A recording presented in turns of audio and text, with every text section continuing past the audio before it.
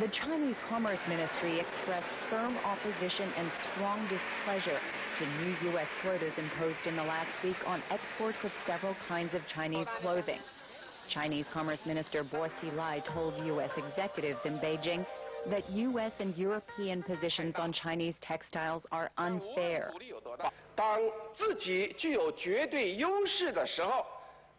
have an absolute advantage, you advocate free trade and make everyone open the door.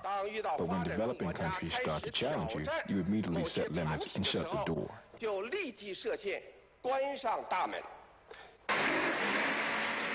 The dispute over textiles comes just as the U.S. Treasury is warning Beijing to revalue its currency, the yuan, which is pegged to the U.S. dollar.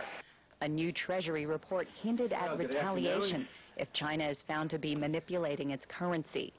Some U.S. lawmakers are criticizing the Bush administration for not taking an even tougher stand against what they see as China's unfair trade practices.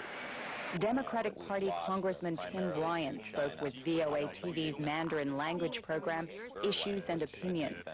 As a member of Congress from Ohio, we've had hundreds of thousands of jobs that we've lost, primarily to China.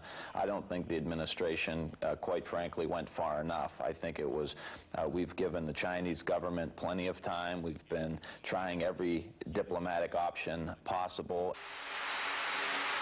Mr. Ryan complains that Chinese exporters enjoy an unfair advantage because their products are much cheaper than they would be if the yuan were valued by the free market.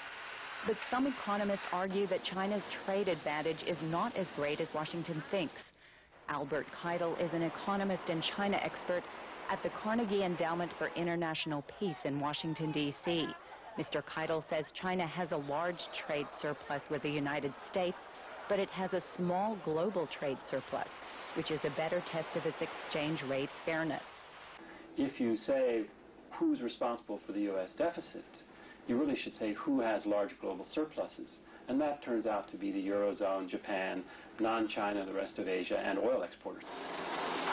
Mr. Keidel argues that any adjustment of China's exchange rate would likely have only a marginal effect on the U.S. trade deficit, which reached a record $162 billion in 2004. He and other analysts say that China is unlikely to revalue its currency or limit its exports anytime soon. Leta Hong Fincher, VOA News.